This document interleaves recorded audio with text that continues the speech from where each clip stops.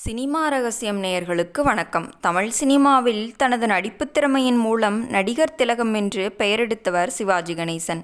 நடிப்பு பல்கலைக்கழகம் என்று அழைக்கப்படும் இவர் 1952ஆம் ஆண்டு பராசக்தி படத்தின் மூலம் தமிழ் சினிமாவில் அறிமுகமாகியிருந்தார். அதேபோல் அந்த படத்தில் இன்னொரு முக்கிய பிரபலமும் நடிகராக அறிமுகமாகியிருந்தார் என்பது பலரும் அறியாத ஒரு தகவல். 1952ஆம் ஆண்டு கிருஷ்ணன் பஞ்சு இயக்கத்தில் வெளியான படம் பராசக்தி. மூட நம்பிக்கைகளுக்கு எதிராக அமைந்த இந்த திரைப்படத்திற்கு கலைஞர் கருணாநிதி வசனம் எழுதியிருந்தார். கருணாநிதி வசனம் எழுதியிருக்கிறார் என்றும் இந்த படத்திற்கு கடுமையான எதிர்ப்பும் இருந்தது. பல மாதங்களாக தயாரிப்பில் இருந்த பராசக்தி படம் ஒரு வழியாக வெளியானது.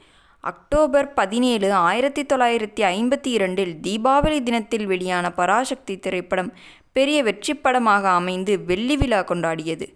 இந்த படத்திற்கு பின் சிவாஜி என்று பெரிய ரசிகர்கள் பட்டாளம் உருவாகி இருந்த நிலையில் அவருக்கு பட வாய்ப்பும் குவியத் தொடங்கியது.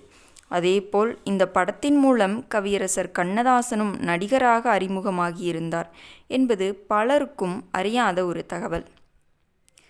தமிழ் சினிமாவில் தனது பாடல்கள் மூலம் இன்றளவும் நிலைத்திருக்கும் கவியரசர் கண்ணதாசன் மனிதனில் ஏற்படும் அனைத்து உணர்ச்சிகளுக்கும் தனது பாடல்கள் மூலம் ஆறுதல் கூறியுள்ள கண்ணதாசன் சினிமாவில் சிறப்பு தோற்றத்திலும் ஒரு சில படங்களில் முக்கிய கேரக்டர்களிலும் நடித்துள்ளார்.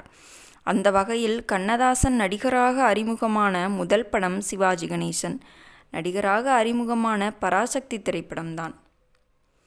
பராசக்தி படத்தில் கிளைமேக்ஸில் வரும் நீதிமன்ற காட்சி இன்றளவும் பேசப்படும் ஒரு காட்சியாக உள்ளது.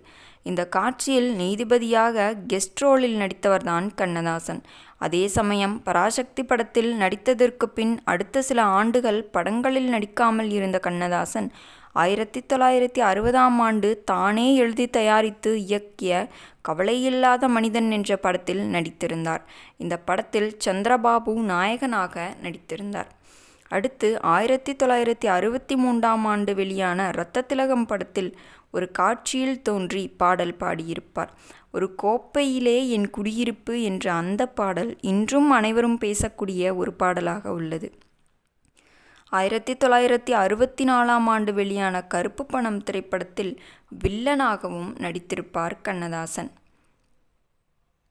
1979ஆம் ஆண்டு வேலும் மயிலும் துணை என்ற படத்திலும் முக்கிய கேரக்டரில் நடித்திருந்த கண்ணதாசன் கடைசியாக 1983ஆம் ஆண்டு வெளியான தெய்வத் திருமணங்கள் என்ற படத்திலும் நடித்திருக்கிறார்.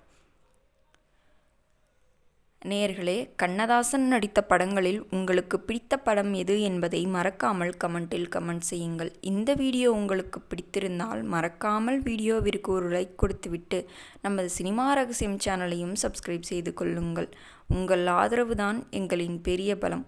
மேலும் இது போன்ற சுவாரஸ்யமான சினிமா தகவல்களுடன் நாளை உங்களை சந்திக்கிறேன். நன்றி, வணக்கம்.